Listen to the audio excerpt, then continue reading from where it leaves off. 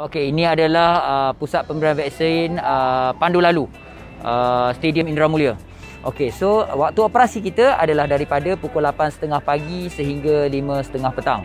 Okey, untuk penerimaan vaksin Pandu Lalu, mereka hanya dos kedua sahaja akan diterima untuk menerima vaksin dos kedua Pandu Lalu.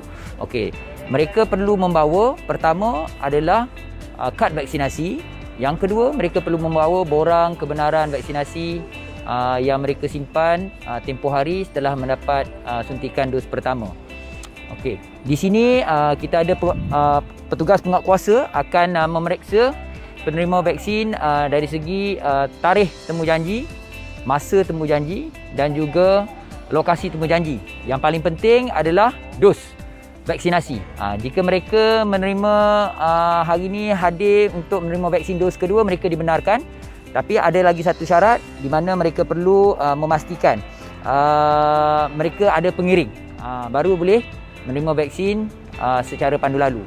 Okey, setelah sahaja mereka scan MySejahtera, mereka akan diperiksa suhu badan.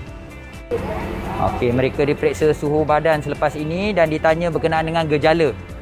Sama ada demam, batuk, sesama, sakit tekak.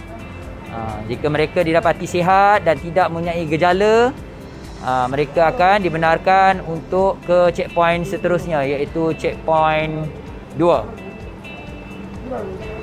Okey, mereka akan diberikan peta pelan untuk perjalanan vaksinasi Pandu Lalu. Di sini penerima vaksin akan diberikan tag menunggu 15 minit. Okay, sekarang mereka akan disemak dos pertama menerima vaksin apa. So hari ini mereka akan menerima dos kedua vaksin yang sama dengan semasa dos pertama. Dan mereka yang tidak mempunyai masalah kesihatan ataupun alahan semasa dos pertama, mereka akan diberi tag 15 minit untuk menunggu di ruang pemantauan Pandu Lalu nanti. Checkpoint ketiga, Pandu Lalu Pusat Pemberian Vaksin Stadium Indra Mulia.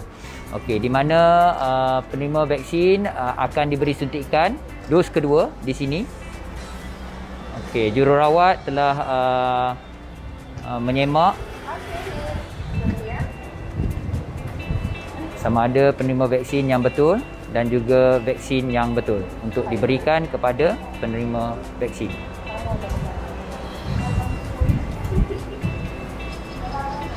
Okey, suntikan diberi.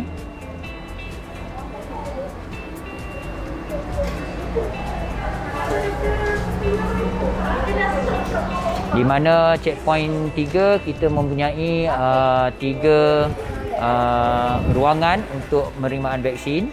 Maka dalam satu-satu masa 6 orang penerima vaksin boleh menerima suntikan. 6 ataupun 6 biji kereta.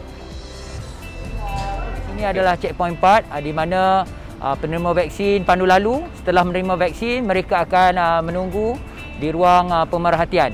Okey, dalam satu-satu masa di sini kita boleh mengisi lebih kurang 42 kereta dalam satu masa. Okey, yang ini adalah checkpoint 4 untuk mereka yang dipantau 15 minit. Manakala checkpoint 5 di hujung sana adalah untuk mereka yang dipantau 30 minit. Okey, setelah selesai sahaja mereka berehat di sini selepas saja menerima vaksin. Selama 15 minit mereka akan dipanggil untuk disemak sama ada mereka mempunyai tanda-tanda ataupun kesan sampingan setelah menerima vaksin. Okey, setiap kereta setelah mereka sampai menerima vaksin di checkpoint 3, mereka diberikan timer untuk kita memastikan mereka ini menerima vaksin dalam tempoh masa yang telah ditetapkan, sama ada 15 minit ataupun 30 minit. So, penerima vaksin akan ditanya berkenaan dengan kesan-kesan sampingan. Jika ada, mereka dikehendaki melaporkan. Jika mereka mempunyai kesan sampingan, ketika berada di rumah, mereka dikehendaki mendapatkan rawatan di hospital ataupun klinik kesihatan yang terdekat. Okey, di kemah ini juga penerima vaksin dos kedua Pandu Lalu boleh mendapatkan khidmat fotografi ataupun mengambil gambar.